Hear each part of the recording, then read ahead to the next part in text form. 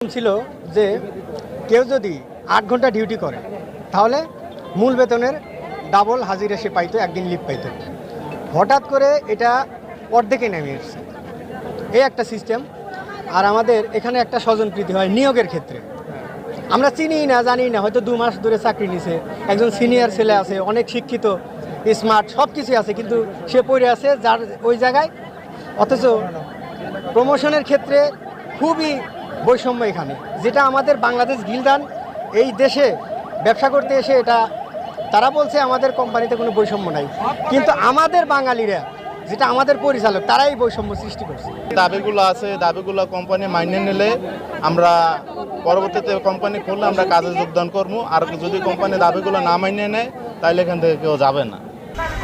শিল্প পুলিশ বলছেন, শ্রমিক বিক্ষোভের মুখে গ্রিলডেন group, Hamim group, Sharmin group, sterling group সহ